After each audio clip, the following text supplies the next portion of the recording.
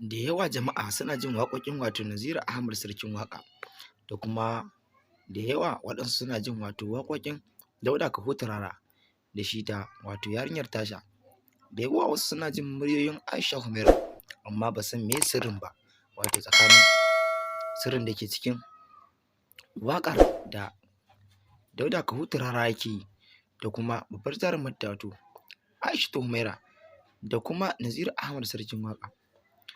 To masu sauraro, a yau ne muka kawo muku takaitaccen shirin wato abin da ke faruwa a industry Kannywood gabaki ɗaya, wato a jihar Kano, tsakanin Naziru Ahmad Sarkin Waƙa da kuma Dauda Kahutu Rara da kuma Aisha Humaira. Ku ci gaba da biyo mu cikin tashar nan mai albarka mai suna Hausa 24 TV, wadda ta saba kawo muku wato sharhi akan Kannywood da kuma tarihin rayuwarsu. Mun gode sosai mai sauraro.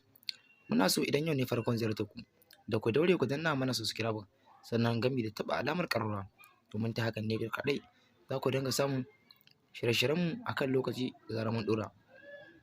Kada ku mance wato Naziru Sarkin Waƙa ya daɗe da iya ware waƙa, wato har ya fito yana cece-kuce akan waƙoƙin da wato Dauda Kahutu Rara yake yi, akan waƙoƙin da yake yi na siyasa, wanda yake sa shi sai ya shiga ya fito wato Dauda Kahutu Rara yake shiga.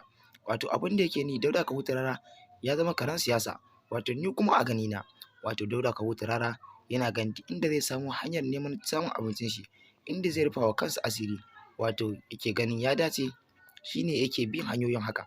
To masu sauraro, za dai ku ji wato irin abin da yake faruwa a industry ko kuma in ce Kannywood gabaki ɗaya a cikin wannan tasha mai albarka mai suna Hausa 24 TV.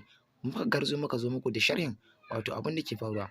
Muna so idan yau ne farkon ziyartar ku, da ku daure ku danna mana subscribe, sannan ku danna alamar ƙararrawa domin samun shirye-shiryenmu akan lokaci da zarar mun ɗora.